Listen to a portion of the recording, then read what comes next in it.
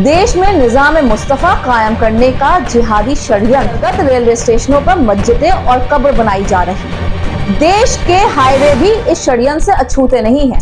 आज वक्फ बोर्ड के पास भारतीय सेना और रेलवे के बाद सबसे ज्यादा जमीन है। नमस्कार, मैं हूं ईशा रॉय और आप देख रहे हैं उत्थान न्यूज।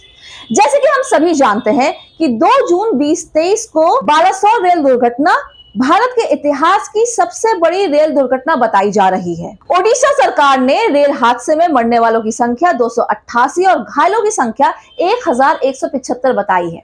साथ ही वहां की सरकार ने कहा है कि इस दुर्घटना का सांप्रदायिक एंगल न ढूंढा जाए।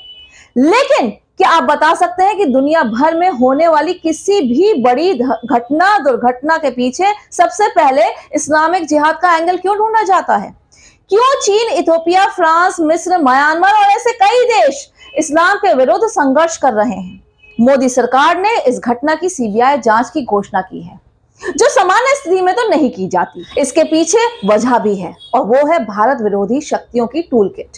और 2024 के लोकसभा चुनाव में किसी भी तरह मोदी सरकार को हराना देश में निजाम मुस्तफा कायम करने का जिहादी षड्यंत्र, जो पीएफआई से मिले दस्तावेजों से प्रमाणित भी कर दिया गया है। इसी योजना के अंतर्गत रेलवे स्टेशनों पर मस्जिदें और कब्र बनाई जा रही हैं।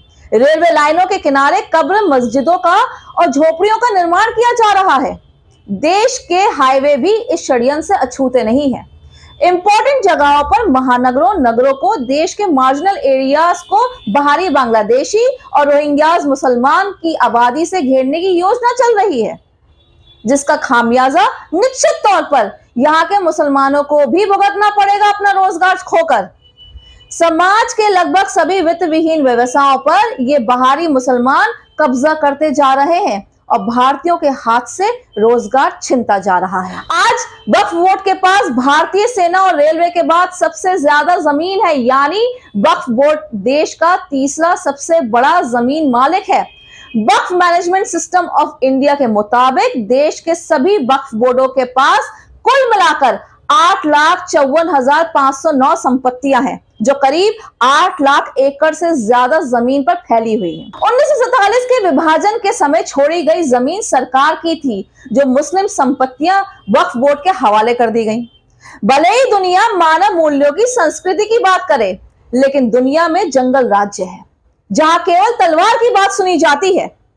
शक्तिशाली और विजेता के अनुरूप इतिहास लिखा जाता है और दुनिया भर में इस्लाम को सदियों से दूसरे देशों के राजनीतिक, आर्थिक और सांस्कृतिक विनाश के लिए उपयोग किया जा रहा है। क्योंकि भारत दुनिया की सबसे उभरती अर्थव्यवस्था है और राजनीतिक स्थिरता की ओर अग्रसर है, तो दुनिया की आंखें भारत के पतन पर केंद्रित हैं। लोकसभा, विधानसभाओं का परिसीमन करके 15 वर्ष और सत्ताओं का आनंद लिया जाएगा, लेकिन उसके बाद क्या? हमारी संतानों को देश में बहुसंख्यक हो चुके जिहादियों के हवाले कर दिया जाएगा। तब या तो वो जालीदार टोपी, ऊंचा पजामा पहनेंगे या जीवा हो जाएंगे, जैसे 1001 ईस्वी से मोहम्मद गजनवी के भारत आने के बाद आज तक चल रहा है। जिहादियों की योजना है आबादी बढ़ाना, फिर हिंदू क्षेत्रों में योजनाबद्ध तरीके से बसना, इन स्थानों पर धीरे धीरे झगड़े शुरू करना और हिंदुओं से उनके मकान छीनना, फिर वहां हिंदुओं को अल्पसंख्यक करने की योजना चल रही है। इतना ही नहीं, भारत की सीमावर्ती क्षेत्रों में मुसलमानों को बसाया जा रहा है और इसके लिए बांग्लादेशियों और रोहिंग्यास की भरपूर सहायता ली जा रही है। हमारे राजनीतिक संगठन अशराफ और पसमानदा करने में लगे हैं और हिंदू संगठन के नाम पर ताल ठोकने वाले संगठन तो और एक कदम आगे हैं। उन्होंने तो मजारों और मस्जिदों में जाना भी शुरू कर दिया है। हिंदू मुस्लिम भाई भाई के नारे लगाकर, डीएनए एक बताकर जवाहरलाल नेहरू को भी शर्मिंदा कर रहे हैं। हिंदुओं से मस्जिदों के नीचे मंदिर ना खोजने की अपील की जा रही है। इस्लाम की वास्तविकता को इन संगठनों द्वारा इसलिए भी नकारा जा रहा है और प्रेम की पींगे बढ़ाई जा रही है, क्योंकि इन्होंने 97 वर्ष हिंदुओं को समझाया है हम तुम्हारे ठेकेदार हैं, और वो तोप जिससे मुसलमानों को काउंटर करने का ठेका लिया था, बन ही नहीं पाई। तो अब क्या करें? आज मुसलमानों ने अधिकांश यूरोप की हालत खराब कर दी है। इस बढ़ी हुई मुस्लिम आबादी का भारत में भी यही खेल चालू है, ताकि जिहाद के समय भारत की सुरक्षा की रीढ़ आसानी से तोड़ी जा सके। भारत में सेना का आना जाना और रसद का आवागमन को आसानी से रोका जा सके। तो उनका उद्देश्य तो स्पष्ट है, हमारा लेजिस्लेचर, एग्जीक्यूटिव, जुडिशरी सब धर्मनिरपेक्ष हैं, तो परिणाम तो ऐसे ही होंगे। अभी थोड़ा और इंतजार करिए। तो ये था हमारा एडिटोरियल सेगमेंट जो कि अशोक चौधरी की कलम से लिया गया था।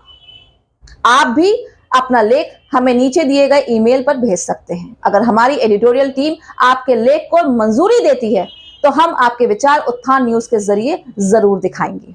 नमस्कार।